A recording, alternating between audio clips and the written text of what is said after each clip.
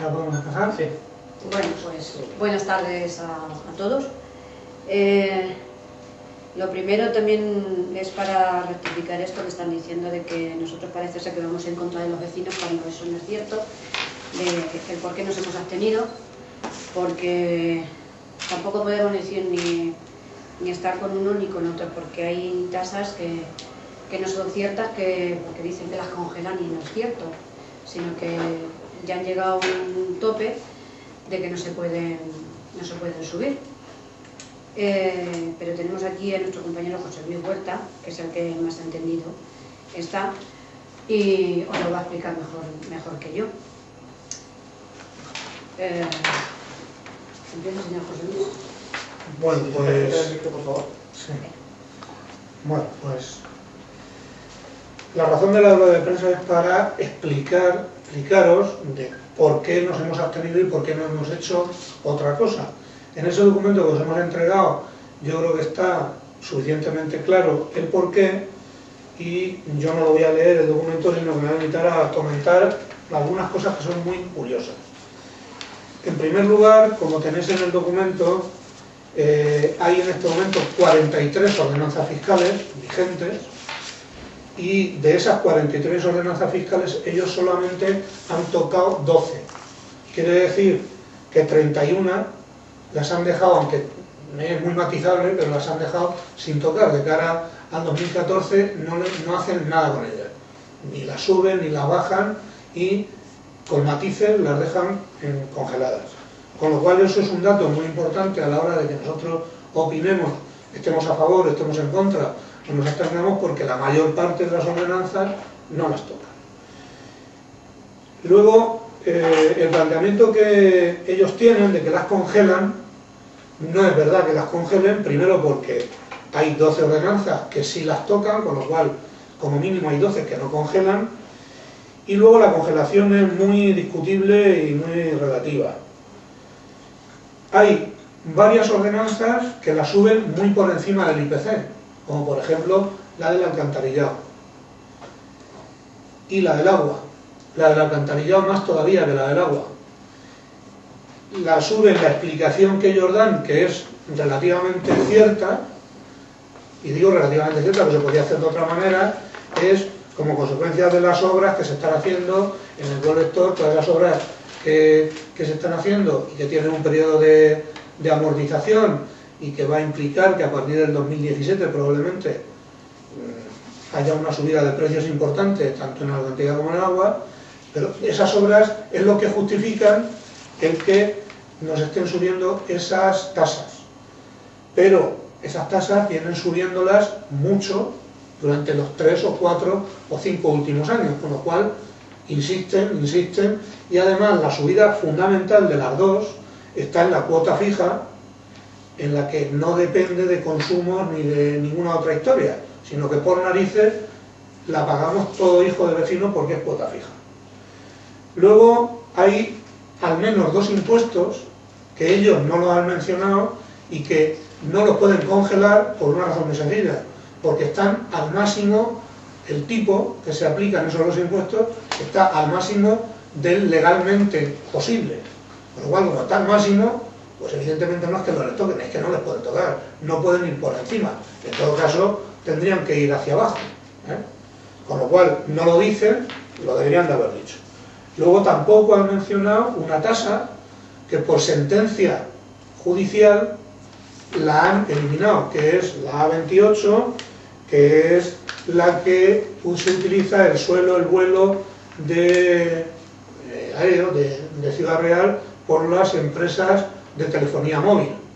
Cuando lo pusieron, recurrieron esa ordenanza todas las operadoras, y sobre todo ha habido una última sentencia de Vodafone, que es la que les ha obligado a suprimir la ordenanza. Entonces, para no decir que lo hicieron mal, porque en otros sitios han puesto la ordenanza y no la han tenido que suprimir. Entonces, para decir que lo han hecho mal y no explicarlo y no dar ningún dato, pues ni la han mencionado, y a lo mejor os enteráis hoy porque lo estamos leyendo nosotros, pero es así. Y luego hay la tasa 17, que es la de las instalaciones deportivas, es una de las que siguen tocando, porque le añaden a las escuelas deportivas, les añaden 5 tarifas nuevas para que paguemos, o que paguen, todos los que utilicen los cursos muy importantes, que son todos ellos evidentemente, de las escuelas deportivas, de pádel, de tenis y de patinaje. Entonces son 5 que, matemática y realmente, como hay 5 tarifas más, todas las personas que antes utilizaban esas instalaciones para hacer eso, no pagaban, ahora pagan, por lo tanto, sube la tasa. Y la tasa 3, que es de las licencias de apertura, que aplican un porcentaje, que además es sumo, pero bueno, aplican un porcentaje de rebaja de la licencia del 100% que la ley de haciendas locales y la ley de tasas y precios públicos no permite, y que es ilegal. Y que incluso el interventor en su informe lo dice, que no se puede aplicar esa deducción del 100% porque no es legal, porque no lo permite la ley de haciendas locales ni la ley específica de tasas y precios públicos. Y luego tienen, para demostrar que no las congelan, lo que nosotros llamamos congelación acomodaticia, que es lo que hacen, aprovechando un poco que el PSOE pasa por Valladolid, pues introducen ahí una serie de cosas que no es que las incrementen, pero tampoco las congelan. Y empezamos por la del cementerio. La del cementerio, con el follón que se ha montado, con la gente que tiene que pagar el mantenimiento, que es nuevo de este año, y con el tema de la transmisión de la titularidad, ellos han cogido y han añadido un apartado B solo al epígrafe que se refiere a la transmisión de la titularidad. Es el único epígrafe que han tocado, los demás no, y le añaden 2 deducciones que desde nuestro punto de vista le van a afectar a muy poquita gente y que no estamos de acuerdo, porque hablan de los que tengas 65 años y que estés cobrando o la pensión contributiva o que estés cobrando un salario, una pensión que sea por debajo o igual al salario mínimo interprofesional.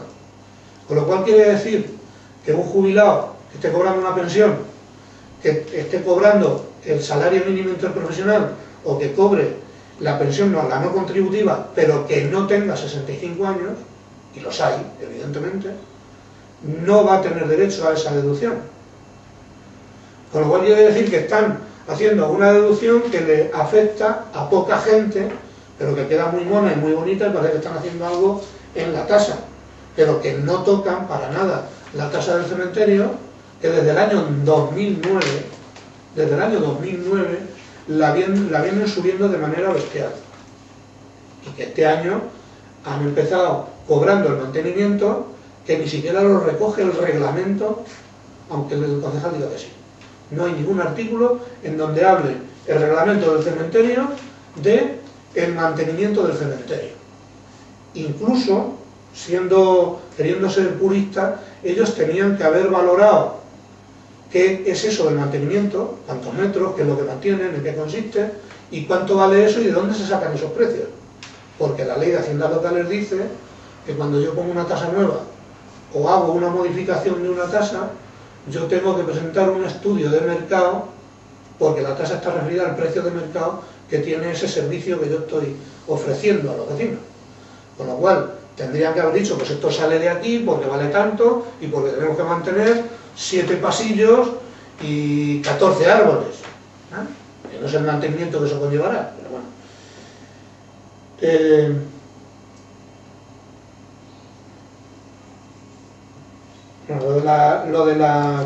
Lo del cementerio ya lo he comentado. Luego, la recogida domiciliaria de basuras.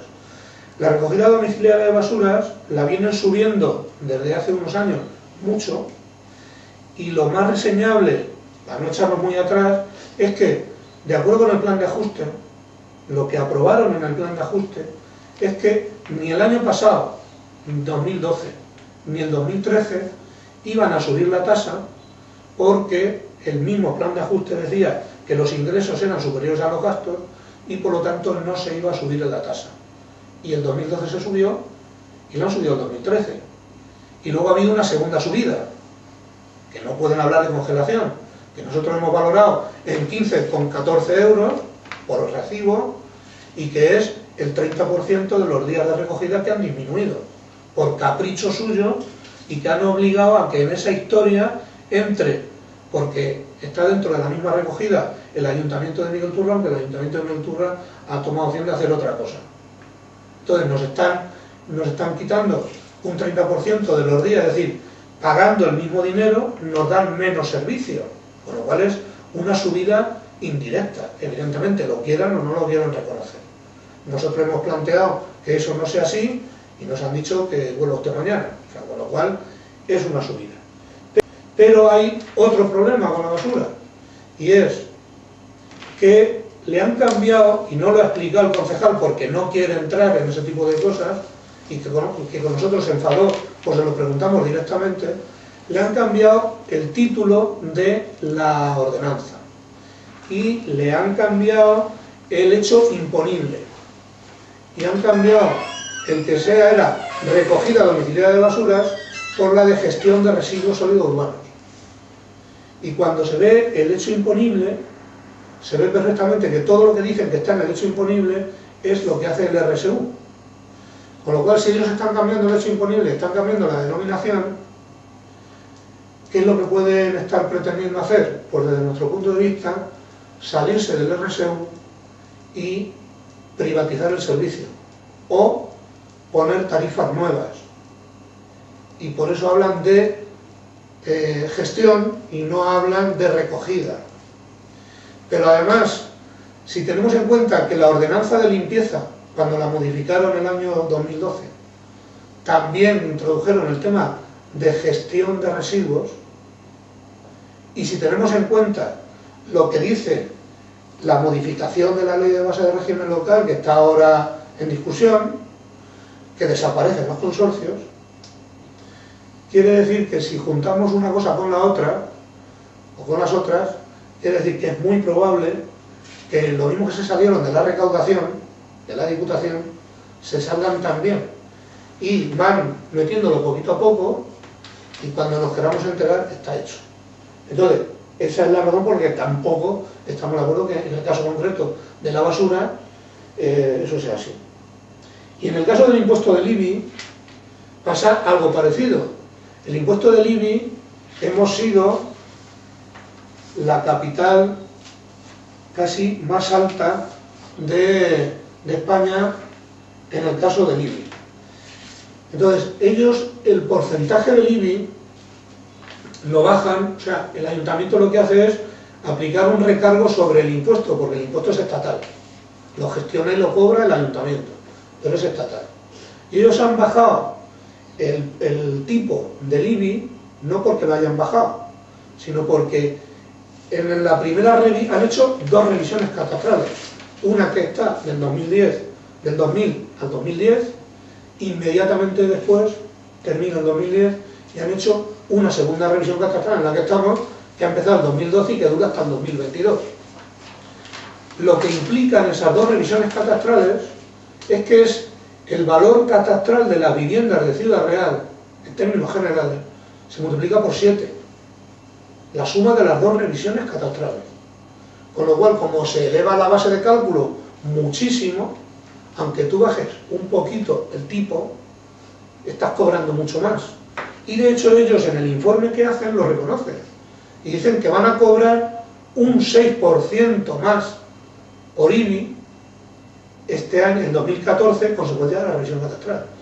Pero es que en la primera, por término medio, han estado cobrando un 8% más.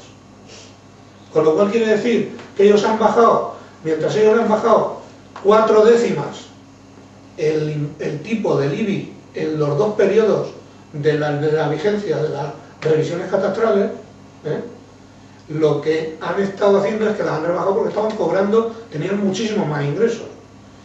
Y además, ellos han bajado teniendo en cuenta que ellos, el Partido Popular gobernando, en el tipo máximo que se le puede poner de recargo al IBI es el 1,10, es lo que permite la ley.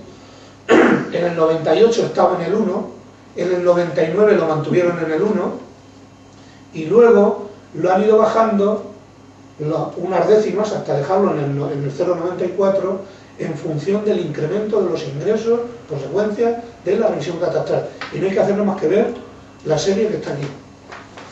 Esto es desde el año 95 el IBI, y se ve perfectamente cómo, habiendo revisión catastral, se incrementan, y si os enseñara las bases liquidables, lo veríamos todavía más claro, cómo se incrementan los ingresos, le da margen de rebaja. ¿Cuánto rebajan? ¿Todo lo que deberían rebajar? No. Unas decimillas para quedar bien con el personal, pero siguen cobrando, ingresando muchísimo dinero por el IBI. Con lo cual quiere decir que con todas esas cosas, y está luego además la tasa del cementerio, el IBI y la basura como ejemplo, podríamos haber puesto también otro ejemplo, que es el caso de las instalaciones deportivas. Si lo comprueban, lo que os hemos dado, pues evidentemente es falso que las congelen en términos absolutos, primero porque hay unas cuantas que las suben, y porque hay otras cuantas que aunque no las suben, 2009, 2010, 2011, 2012, 2013 las han subido, y algunas de una forma exagerada, por encima del 10 y del 12%. Con lo cual, han estado muchos años subiéndolas y ahora hacen la gracia, y nosotros entendemos que es que hay una coyuntura que les conviene, que les interesa el bajarlo. Nosotros, tanto como Chon está en el Consejo de Ciudad y yo estoy en el Consejo de Sostenibilidad, en los dos consejos, y en ninguno de los dos nos han hecho caso, presentamos 4 propuestas. Y esas 4 propuestas iban, una en relación con el cementerio, para que a las casas no se les cobre la tasa, porque entendemos que si el cementerio es como nos han dicho, y es que es cesión de un particular y no hay mantenimiento del ayuntamiento, lo mantienen los propios vecinos, no habría que aplicarle la tasa, no se la deberían de cobrar. Y lo que proponemos es que se incluya en la tasa del cementerio un texto dentro del articulado para que no se les cobre a los cementerios de valor de las casas si la situación patrimonial es la que a nosotros nos han dicho, que nadie nos la ha discutido ni nos ha dicho lo contrario. Y hemos incluso hablado con patrimonio del ayuntamiento. Planteamos otra propuesta, que también las tenéis ahí, con el tema del alcantarillado, también en favor de las casas, porque las casas le están cobrando la depuración de las aguas y no tienen depuradora, con lo cual están cobrando un dinero que no están prestando el servicio, están cobrando más dinero del servicio que están prestando, y es una barbaridad. Ellos lo han reclamado muchas veces, a nosotros como federación nos lo plantean, lo comprobamos, lo vimos y lo hemos planteado, que no se nos ha hecho caso, como digo. Y luego hemos planteado 2 muy interesantes, que tampoco ni las han mirado, que tienen que ver con el tema de los desahucios. Hemos presentado una para que el IBI no se le cobre al desahuciado y se le cobre al banco o a quien se quede con la vivienda. Sabéis que estamos peleando la plataforma en defensa de los desahucios contra los desahucios, para que la dación en pago, o para que cuando se pierde la casa no se le cobre cosas que se le cobran. Cuando el banco hace la escritura de cesión de esa casa, en la dación en pago, el propietario se queda sin nada y pierde la casa. Y eso es lo que le hace quedarse sin deuda. Pero el IBI, que es una cantidad importante de dinero, hay veces que los bancos pretenden que se incluya en la escritura nueva y que lo pague el desahuciado. Entonces lo que se plantea es que se introduzca en el impuesto del IBI 2 o 3 apartados en los que quede claro que desde que comienza el proceso del desahucio hasta que se termina el desahucio con la dación en pago, ese IBI lo pague quien se va a hacer cargo de esa vivienda. Pues es una contradicción que se le quite a una persona que se queda sin nada y que sin embargo tenga que seguir pagando el IBI mientras está el proceso, que además no está utilizando la casa, y que cuando se produce el desahucio, que el banco le exija pagar el IBI. Y también hemos planteado una última propuesta en la misma línea de los desahucios, en el tema de las plusvalías, porque pasa exactamente lo mismo. El incremento de valor que se pueda producir y el cambio de propietario produce una plusvalía, es el impuesto sobre bienes inmuebles, que también grava al desahuciado. Y lo que planteamos es que, no, aunque aparece legalmente como venta, un desahucio no es una venta. Le quitan la casa y el banco la tasa de nuevo, y la tasación de esa casa, si es superior, como si es inferior, como sea la que sea, y el traslado de la propiedad de uno a otro, lo hace el banco. El beneficio es para el banco, que se queda con el bien, y el desahuciado se queda con la calle para correr. Con lo cual, ¿qué está ocurriendo? Lo mismo que con el IBI, que hay bancos que exigen que el desahuciado se haga cargo de la plusvalía. Y la plusvalía es una cantidad también importante de dinero. Entonces, como eso, quien lo tiene que cobrar son los ayuntamientos, en base a lo que dicen los decretos, los reales decretos, leyes que se han hecho sobre los desahucios, nosotros lo que le planteamos es que en el caso del IBI y en el caso de la plusvalía se libere al desahuciado que se queda sin nada a que eso lo tenga que pagar, y que quede claro que el sujeto pasivo que está obligado a pagar es el banco, que es el que se queda con la casa, el que luego la vende y el que hace con ella lo que le parece bien o que no hace nada. Y lo último que os decimos es que cuando nos presentan el proyecto de las ordenanzas nos planteó un problema importante, la actuación a seguir, no ya por todo lo que hemos dicho, sino porque cuando se aprueba el plan de ajuste se aprueba como consecuencia de la mala gestión económica y presupuestaria del ayuntamiento.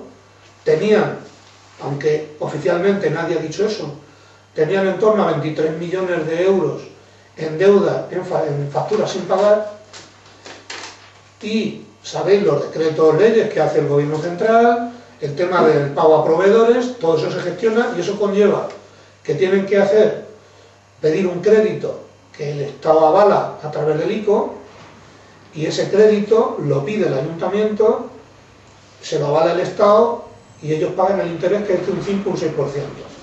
Entonces ellos pidieron 11.200.000 euros para pago a proveedores, y la condición que el gobierno central pone en esos decretos es que tienen que hacer un plan de ajuste. Hacen el plan de ajuste y en ese plan de ajuste tocan casi todas, muchas de las tasas. Y dicen que desde el 2012 hasta el 2022, que tiene de vigencia el plan de ajuste, van a hacer una serie de subidas, porque lo que obligan los decretos es a que tienen que reflejar en unos modelos incluso que estaban publicados en los decretos los ingresos reales que el ayuntamiento tiene, y no los presupuestados, sino los reales. Y además tienen que decir en esos documentos de dónde van a sacar el dinero para hacer frente a esa deuda que van a generar. O sea, yo te estoy avalando a ti porque tú me garantices a mí que tienes fuente financiera, fuente económica para hacer frente al pago del crédito o de la pena. Y entonces ahí se dice, por ejemplo, por poner un ejemplo, hay muchas, que el cementerio desde el 2012 se iba a subir todos los años, el coste lo iban a subir un 3%, o sea, se hace un estudio de costes todos los años, automáticamente todos los años lo iban a subir un 3%.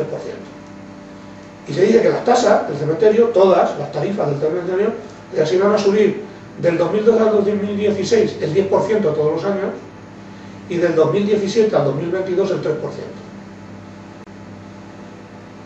En el caso de las instalaciones deportivas algo parecido, en el caso del IBE algo parecido, todas tienen, y ese es el documento que lo aprueba un acuerdo de pleno, que lo mandan al Ministerio de Hacienda, a las Administraciones Públicas, y en base a ese documento y a ese compromiso que hay ahí, ellos pueden pedir el crédito y pagan a proveedores.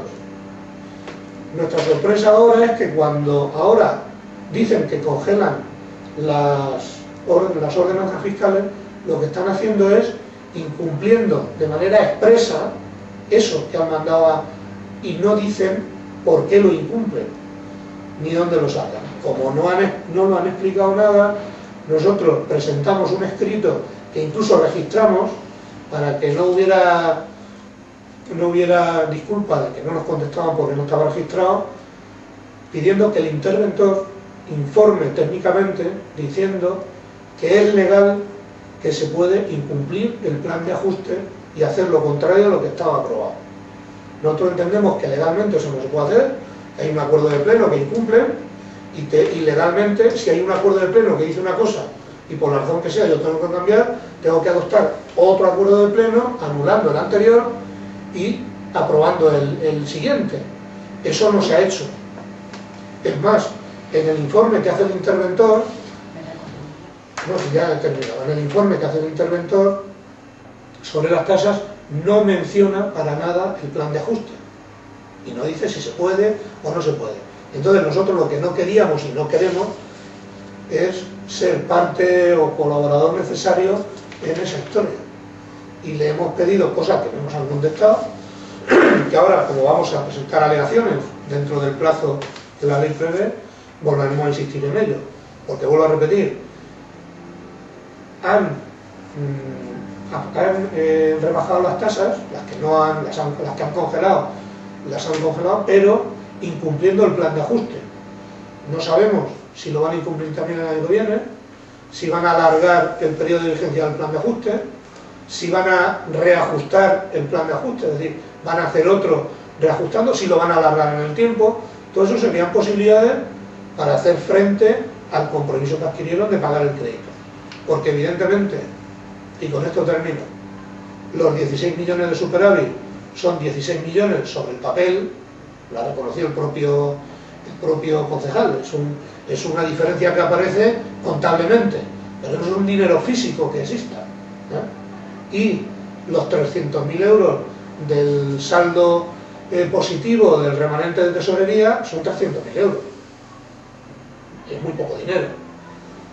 Entonces, además, lo lógico sería que si tienen algún superávit de dinero, hagan inversiones en los barrios, que las han abandonado, y hagan otra serie de cosas, no que rebajen. Entonces, entendemos que esto es una coyuntura, que lo que quieren es quedar bien, preparando los procesos electorales que vienen, que se avecinan 2 o 3, y lo dicen así. Entonces nos ponen en la tesitura de que si estás en desacuerdo con las ordenanzas, las suben, y si estás de acuerdo con que no las suban, estamos aprobando que se incumpla una cosa que es legal, que es norma, y que ellos mismos han elaborado y han aprobado.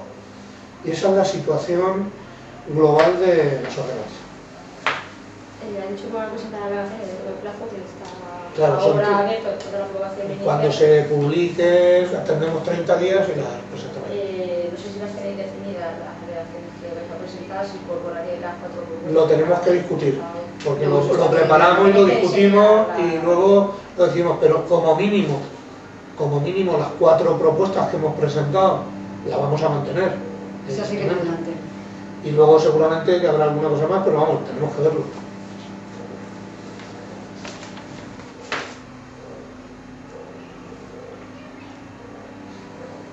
¿Algo más? Coge, Esto no es es un ejemplar de cada. ¿Tú eres de? Espera tú, no se da